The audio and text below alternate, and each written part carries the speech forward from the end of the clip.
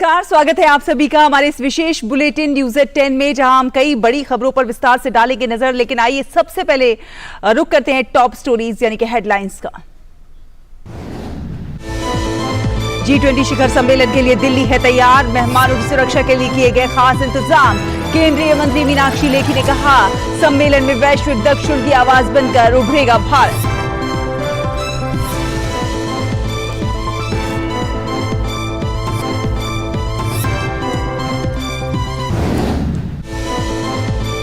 G20 की चौथी और अंतिम शेरपा बैठक हरियाणा के मेवात में जारी। बैठक में आगामी सम्मेलन के लिए एजेंडा होगा तय।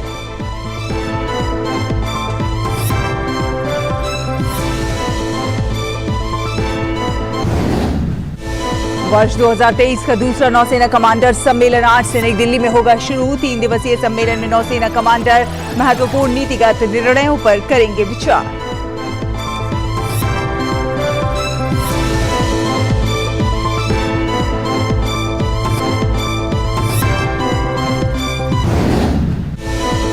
भारतीय वायुसेना आज से 14 सितंबर तक चीन और पाकिस्तान की सीमाओं पर करेगी त्रिशूल नाम से प्रशिक्षण अभ्यास। राफेल और मिराज 2000 सहित कई लड़ाकू विमान लेंगे भाग।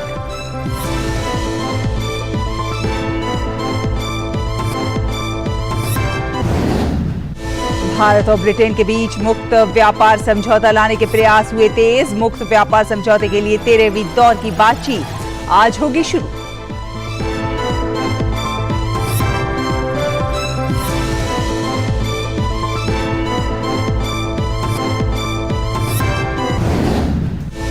यूक्रेन के राष्ट्रपति ज़ेलेंस्की ने रक्षा मंत्री ओलेक्सी को किया बर्खास्त। रुस्तम उमेरोव संभालेंगे कमान।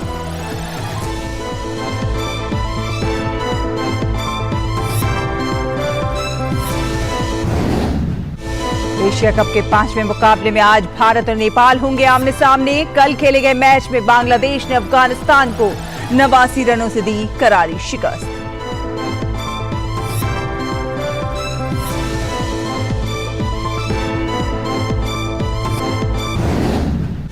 मोहन बागान ने 17वीं बार जीता डूरंट कप का खिताब। रोमांचक फाइनल में ईस्ट बंगाल को 1-0 से दी शिकस्त। दिमित्री पेट्रेटोस ने दागा मैच का इकलौता गोल। तो आइए सबसे पहले बात करेंगे G20 की।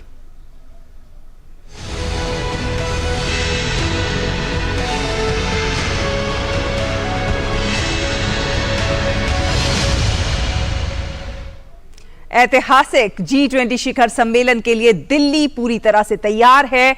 सम्मेलन में भाग लेने वाले प्रतिनिधियों के लिए सुरक्षा के खास और पुख्ता बंदोबस्त किए गए हैं। तमाम इलाकों का सौंदर्यीकरण किया गया है। दिल्ली के मुख्य क्षेत्रों और प्रमुख स्थलों को दुल्हन की तरह सजाया गया है। इस कड़ी में DMRC भी कई प्रमुख मेट्रो स्टेशनों को सजाने संवारने और G20 की ब्रांडिंग करने में लगी हुई है। वहीं सुरक्षा के मद्देनजर पूरी दिल्ली हाई अलर्ट पर है।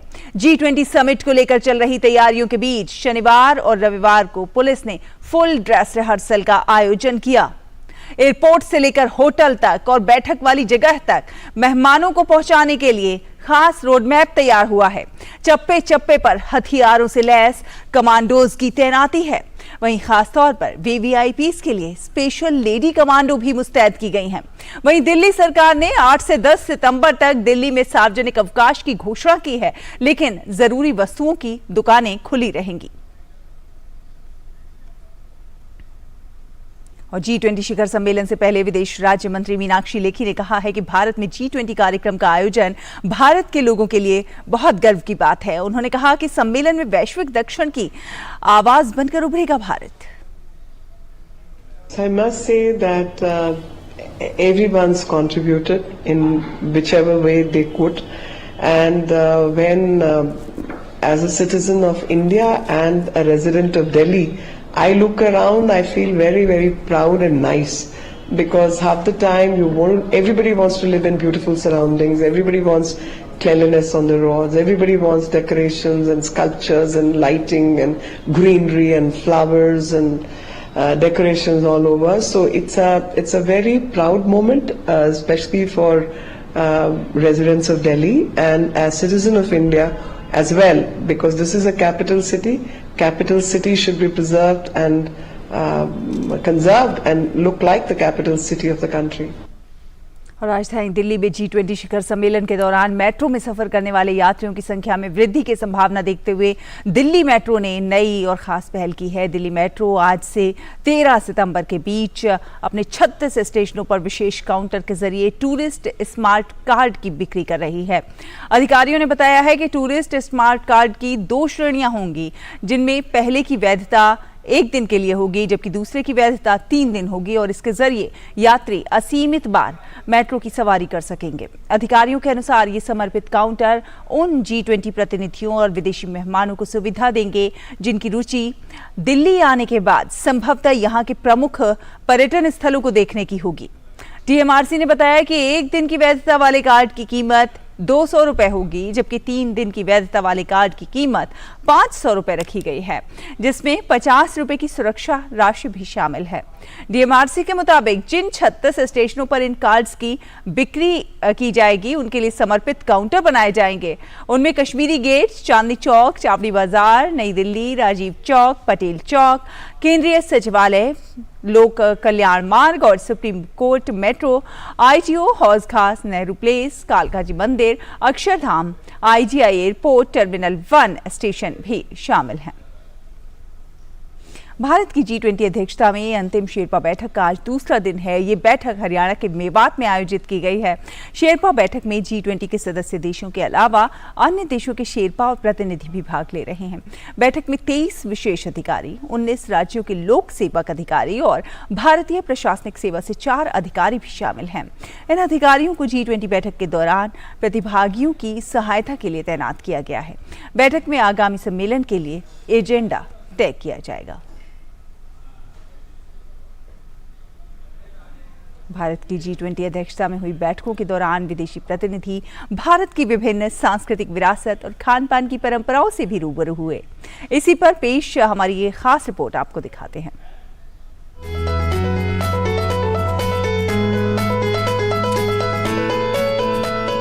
भारत के नेतृत्व में G20 बैठकों का आयोजन किया जा रहा है। वहीं विदेशी प्रतिनिधि भारत की विभिन्न सांस्कृतिक विरासत और खान पान की परंपराओं से रूबरू हो रहे हैं।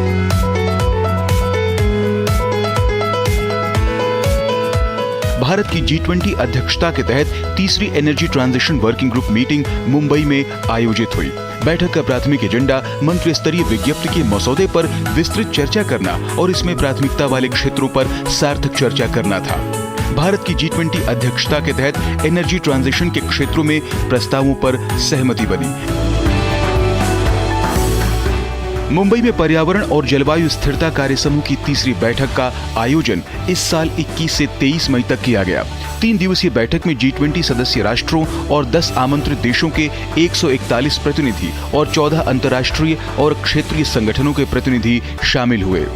ECSWG के लिए उल्लिखित 3 प्राथमिकताओं में भूमि अपरदन को रोकना, सर्कुलर इकोनॉमी को बढ़ावा देना और ब्लू अर्थव्यवस्था को प्रोत्साहन देना शामिल रहा।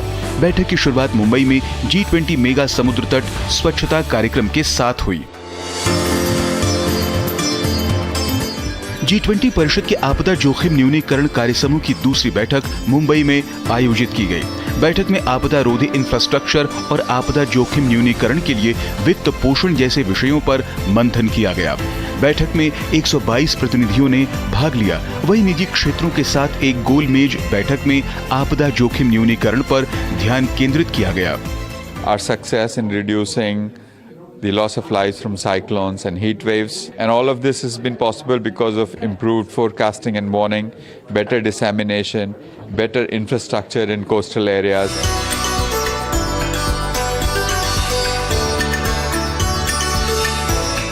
भारत सरकार के पर्यटन मंत्रालय ने जम्मू और कश्मीर के श्रीनगर में इस साल 22 से 24 मई तक G20 पर्यटन कार्य समूह की तीसरी बैठक का सफलतापूर्वक आयोजन किया। G20 पर्यटन ट्रैक के तहत पर्यटन कार्य समूह 5 अंतर संबंधित प्राथमिकता वाले क्षेत्रों पर काम कर रहा है। ये प्राथमिकताएं हैं हरित पर्यटन, डिजिटलीकरण, कौशल, पर्यटन MSME और गंतव्य प्रबंधन। भारत ने 5 प्राथमिकताओं का समर्थन करने और बैठक के सफलतापूर्वक संचालन के लिए सभी G20 सदस्य देशों, आमंत्रित राष्ट्रों व अंतर्राष्ट्रीय संगठनों के लिए आभार व्यक्त किया। प्रतिनिधियों को श्रीनगर के दर्शनीय स्थलों की यात्रा के लिए भी ले जाया गया। India is so rich and diverse in culture. I have great respect for Indian culture.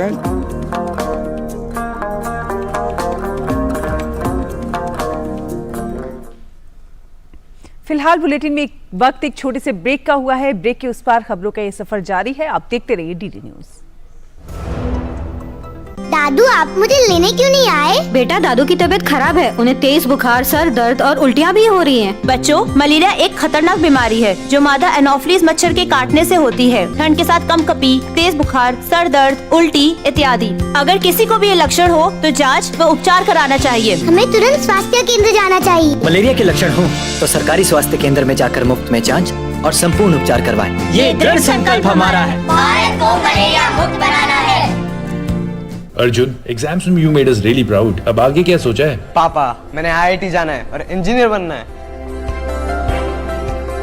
Think IIT, think विद्या मंदिर। और आपको सीधे लिए चलते हैं जहां पर रविशंकर प्रसाद मीडिया को संबोधित कर रहे हैं। शर्मनाक टिप्पणी किसी और आस्था के देवी देवता के बारे में आप कर सकते हैं जैसा हिंदुओं के बारे में करते हैं? ये इन लोग की एक परंपरा है, वोट के लिए कुछ भी करो, किसी सीमा तक जाओ। I would like to remind Mr. Rahul Gandhi, Nitish Kumar and Mr. Tejasvi Yadav and more particularly the DMK leaders, the father Stalin and the son Udayanidhi Stalin.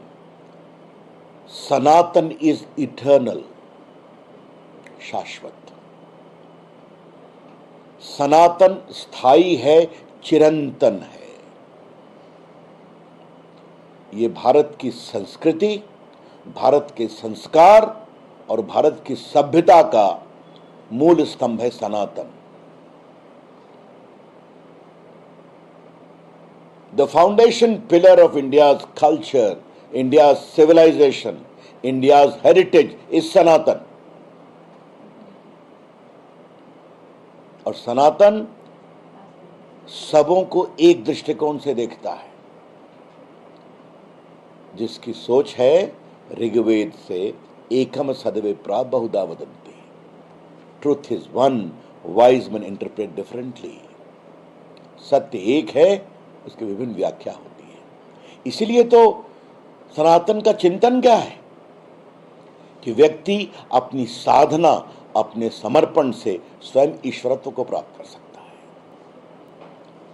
Rahul Gandhi ji कुछ समझते हैं आप सनातन को? कभी समझने की कोशिश किया है आपने? और नीतीश कुमार और तेजस्वी यादव से क्या पूछा जाए? वो तो वोट के लिए PFI को बिहार में पूरा केंद्र बनाने की बात करते हैं, कार्रवाई नहीं करते। मैं एक बात बहुत विनम्रता से कहना चाहूंगा, सनातन को समाप्त करने की धृष्टता इस देश के इस्लामिक कालखंड में बहुत हुई। औरंगजेब ने बहुत मंदिरों को तोड़े, न सनातन की बुनियाद हिली, न सनातन की मजबूती हिली। मिशनरी और उनके प्रोत्साहन करने वाले औपनिवेशिक अंग्रेजों ने भी सनातन को कमजोर करने की बहुत कोशिश की, खुद देश छोड़कर चले गए। और देखिए विडंबना कि आज सनातन धर्म का एक अनुपालक इंग्लैंड का प्रधानमंत्री है, जो पूजा करता है, जो दीपक जलाता है। ये लोग कुछ समझते हैं? मैं बहुत विनम्रता से इस घमंडिया गठबंधन को सावधान करना चाहूंगा। अपनी राजनीति के लिए आपको जो करना है करिए, लेकिन हिंदू विरोधी एजेंडा लेकर के चलेंगे तो देश के बहुत बड़े गुस्से का आपको फल भुगतना पड़ेगा। और स्टालिन अपनी राजनीति के लिए, उदयनिधि स्टालिन क्या बोलते हैं उसका जवाब हमारे तमिलनाडु भाजपा के अध्यक्ष ने विस्तार से दिया है। लेकिन ये जो तथाकथित गठबंधन है, जिसके अंदर अहंकार है, भारतीय संस्कार संस्कृतियों का अपमान है, इसीलिए हम घमंडिया कहते हैं। उनके बड़े नेताओं की शांति बहुत दुर्भाग्यपूर्ण है, बहुत बेशर्मी से भरी हुई है। इसका हम पूरा प्रतिकार करते हैं। और अंत में पुनः मुझे पूछना है, राहुल गांधी जी, उदयनिधि स्टालिन के इस वक्तव्य पर कि सनातन धर्म को जड़ समेत समाप्त करना चाहिए, इरेडिकेट करना चाहिए, इस पर आप खामोश क्यों हैं? क्यों चुप हैं आप? और नीतीश बाबू, आपसे और तेजस्वी बाबू से क्या कहा जाए? नीतीश बाबू बात कर रहे थे कि मैं संयोजक बनूंगा। कुछ तो मुंह खोलिए कि राजनीतिक स्वार्थ के लिए आप भी खामोश रहेंगे और तेजस्वी यादव भी खामोश रहेंगे। धन्यवाद। सर, एक सवाल ये भी, आरसीपी सिंह के जो रिलेटिव, तो ये भाजपा नेता रविशंकर प्रसाद को आप सुन रहे थे, जिन्होंने सनातन धर्म की विशेषताएं वो बता रहे थे, और साथ ही साथ उन्होंने देवी देवताओं पर जो कथित जो टिप्पणियां हैं वो करने वालों और हिंदू विरोधी एजेंडा चलाने वालों को भी आड़े हाथों लिया। उन्होंने कहा कि सनातन सभी को एक ही दृष्टिकोण से देखता है, सनातन धर्म में सभी एक बराबर हैं। आज सनातन धर्म के अनुपालकों का डंका पूरी दुनिया में बज रहा है। बहुत लोगों ने कोशिश की इसके खिलाफ एजेंडा चलाने की, लेकिन वो कभी चला नहीं। तो तमाम विशेषताएं सनातन धर्म की बताते हुए भाजपा नेता रविशंकर प्रसाद। फिलहाल एक छोटा सा ब्रेक के उस पार खबरों का सफर जारी है। अब देखते रहिए डीडी न्यूज। अर्जुन, एग्जाम्स में you made us really proud. अब आगे क्या सोचा है? पापा, मैंने आईआईटी जाना है और इंजीनियर बनना है। थिंक आईआईटी, थिंक विद्या मंदिर। ब्रेक के बाद स्वागत है आपका। आप देख रहे हैं न्यूज एट 10। आपको बता दें कि ब्रिटिश मीडिया ने प्रधानमंत्री नरेंद्र मोदी के नेतृत्व में हुए विकास कार्यों का गुणगान किया है। ब्रिटेन के अखबार द टेलीग्राफ ने लिखा है कि प्रधानमंत्री नरेंद्र मोदी के शासन में राजनीतिक स्थिरता के कारण भारत कानूनी सुधारों, मूलभूत कल्याण योजनाओं में सुधार, इंफ्रास्ट्रक्चर को बढ़ावा देने में सफल रहा है। लेख में लिखा गया है कि भारत अपने भौगोलिक लाभों और डिजिटल कौशल की व्यापक संभावनाओं के जरिए आगे बढ़ रहा है। लेख में यह भी कहा गया है कि भारत में संभावनाएं हैं, लेकिन कुछ चुनौतियां भी हैं। ऐसे में पीएम मोदी के नेतृत्व में भारत ने बड़े लक्ष्य तय किए हैं और इन्हें हासिल करने की ओर लगातार आगे बढ़ रहा है। इसी कड़ी में लेखक ने चंद्रयान 3 की सफलता का भी जिक्र किया है। लेख में एयर इंडिया की ओर से एयरबस और बोइंग को रिकॉर्ड 470 विमानों का ऑर्डर दिए जाने का जिक्र करते हुए कहा गया है कि पीएम मोदी के लिए पूरी दुनिया की राजधानियों में लाल कालीन बिछाया जा रहा है। आईएमएफ ने भविष्यवाणी की है कि 2023 और अगले 5 साल तक भारत दुनिया की सबसे तेजी से बढ़ती हुई अर्थव्यवस्था बन जाएगा। इसी कड़ी में मुंबई और दिल्ली में एप्पल के बॉस टिम कुक के खुद आकर पहले 2 रिटेल आउटलेट खोलने और एप्पल के लिए आईफोन बनाने वाली ताइवानी कंपनी फॉक्सकॉम की ओर से कर्नाटक में $1 अरब की लागत से फैक्ट्री शुरू करने की योजना का भी जिक्र इस लेख में हुआ है। अमेरिकी कंपनी माइक्रोन की ओर से गुजरात में सेमीकंडक्टर फैक्ट्री शुरू करने की घोषणा और अंतर्राष्ट्रीय फर्म गोल्डमैन सैश के भारत में अपनी बोर्ड मीटिंग करने को भी भारत की बढ़ती ताकत से जोड़ा गया है। अखबार ने लिखा है कि वर्तमान आकलन के हिसाब से भारत अगले 4 साल में दुनिया की तीसरी सबसे बड़ी अर्थव्यवस्था बन जाएगा। 7 वर्षों में इसकी कार्य योग्य आबादी चीन से 23.5 करोड़ के पार होगी, जो कि पाकिस्तान से भी अधिक है।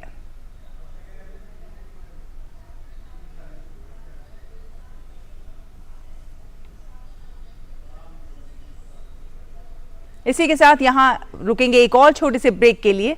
आप बने रहिए हमारे साथ। अर्जुन, एग्जाम्स में you made us really proud. अब आगे क्या सोचा है? पापा, मैंने आईआईटी जाना है और इंजीनियर बनना है। थिंक आईआईटी, थिंक विद्या मंदिर।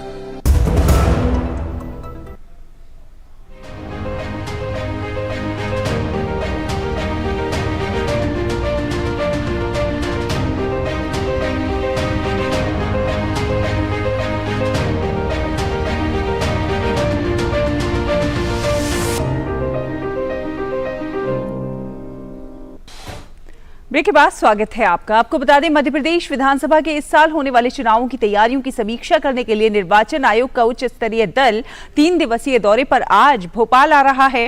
निर्वाचन आयोग का पूर्ण दल आज से 6 सितंबर तक निर्वाचन संबंधी विभिन्न तैयारियों की समीक्षा करेगा। वर्ष 2023 का दूसरा नौसेना कमांडर सम्मेलन आज से नई दिल्ली में शुरू हो रहा है। वर्ष में 2 बार आयोजित होने वाले इस सर्वोच्च सम्मेलन में नौसेना कमांडर महत्वपूर्ण नीतिगत निर्णयों पर विचार करेंगे। 3 दिन के इस सम्मेलन के दौरान नौसेना के वरिष्ठ अधिकारी पिछले 6 महीने के दौरान की गई संचालन, साजो सामान, उपकरण, प्रशिक्षण और प्रशासनिक गतिविधियों की समीक्षा करेंगे। कमांडर्स नौसेना की विभिन्न परियोजनाओं की समीक्षा भी करेंगे। ये सम्मेलन देश के समग्र आर्थिक विकास के लिए आवश्यक सुरक्षित समुद्री वातावरण के विकास की दिशा में अंतर मंत्रालयीय पहलों को आगे बढ़ाने के लिए वरिष्ठ सरकारी अधिकारी के साथ नौसेना कमांडरों की संस्थागत बातचीत का अवसर भी प्रदान करता है।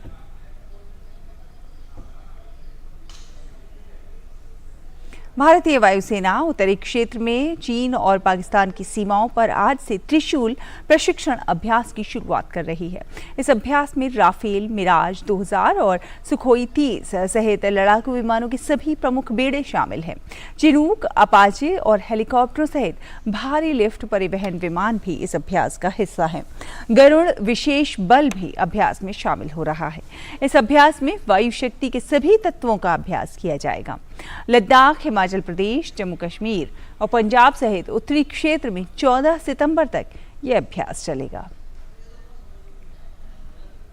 भारत और ब्रिटेन के वरिष्ठ अधिकारी प्रस्तावित मुक्त व्यापार समझौते के लिए आज से 13वें दौर की बातचीत शुरू करेंगे। दोनों पक्षों ने 31 अगस्त को 12वें दौर की वार्ता संपन्न की थी।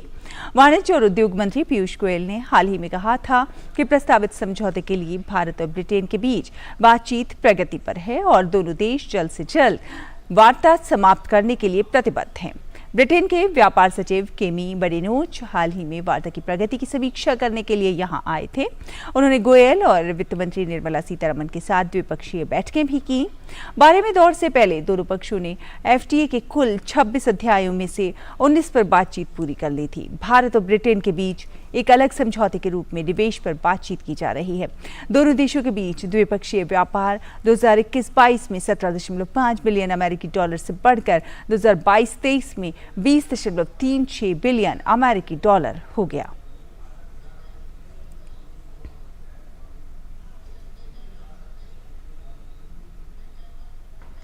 और आपको बता दें कि महाराष्ट्र में मराठा आरक्षण का मुद्दा एक बार फिर से सुर्खियों में आ गया है। मराठा आरक्षण को लेकर महाराष्ट्र के सीएमओ ने बयान जारी किया है, जिसमें कहा गया है कि मराठा आरक्षण पर महाराष्ट्र कैबिनेट उप समिति की बैठक 4 सितंबर यानी कि आज दोपहर 12 बजे होगी। बैठक में मुख्यमंत्री एकनाथ शिंदे समेत अन्य बड़े नेता भी शामिल होंगे। और जम्मू कश्मीर में बारामूला पुलिस ने कल लश्कर के 2 आतंकियों को गिरफ्तार किया है, जिसमें शीरी बारामूला के निवासी थे। उनके पास से मैगजीन और के साथ एक चीनी पिस्तौल और एक हथगोला भी बरामद किया गया है। कश्मीर पुलिस ने बताया कि पूछताछ के दौरान उन्होंने खुलासा किया है कि वो लगातार लश्कर-ए-तैयबा के आकाओं के संपर्क में थे और सारी जानकारी पाकिस्तानी आतंकवादी आकाओं को देते थे। वो सुरक्षा बलों पर हमले और टारगेट किलिंग को अंजाम देने वाले थे। और बाराबंकी से खबर है। बाराबंकी के फतेहपुर के काजीपुर मोहल्ले में आज तड़के 3 बजे एक 3 मंजिला इमारत ढह गई। इस इमारत में करीब 15 लोग निवास करते थे। 12 लोगों को रेस्क्यू करके निकाला गया था, जिसमें से 2 लोगों की मौत हो गई। एनडीआरएफ और एसडीआरएफ की टीम अभी भी राहत और बचाव के कार्यों में जुटी हुई है। मलबे में 3 से 4 लोगों के दबे होने की आशंका है। केरल सहकारी दुग्ध विपणन महासंघ मिल्मा ने ओणम सीजन के दौरान अपने उत्पादों की रिकॉर्ड बिक्री दर्ज की है। मिल्मा के अध्यक्ष केएस मनी ने कहा कि इस साल ओणम के दौरान दूध, दही और अन्य उत्पाद की बहुत अधिक बिक्री हुई है, जिससे संगठन की विश्वसनीयता का पता चलता है। बात करें मौसम की, तो मौसम विभाग ने ओडिशा, तटीय आंध्र प्रदेश, तेलंगाना और केरल में तेज से बहुत तेज वर्षा का अनुमान व्यक्त किया है। विभाग ने कहा है कि गंगीय पश्चिम बंगाल में और अगले 3 दिनों के दौरान ओडिशा में छिटपुट वर्षा होने की संभावना है। इसमें यह भी कहा गया है कि आज तटीय आंध्र प्रदेश में, अगले 2 दिनों के दौरान तेलंगाना में और अगले 3 दिनों के अंतर्गत केरल में बहुत तेज बारिश होने की आशंका है। मौसम कार्यालय ने विदर्भ, छत्तीसगढ़, मध्य महाराष्ट्र, कर्नाटक, तटीय आंध्र प्रदेश और अंडमान और निकोबार द्वीप समूह में भी तेज वर्षा के आसार जताए हैं। अगले 5 दिनों के दौरान देश के शेष हिस्सों में बारिश की गतिविधियां कम रहेंगी। और मानसून की बेरुखी के चलते इस साल का अगस्त का महीना सबसे ज्यादा सूखा साबित हुआ है। मौसम वैज्ञानिकों के अनुसार 1901 के बाद बीते 122 सालों में अल नीनो से बुरी तरह प्रभावित अगस्त माह में ऐसे मौसम के हालात देखने को मिले हैं जब अगस्त के महीने में कम बारिश से सूखे का असर दिख रहा है। मौसम वैज्ञानिकों के अनुसार सितंबर माह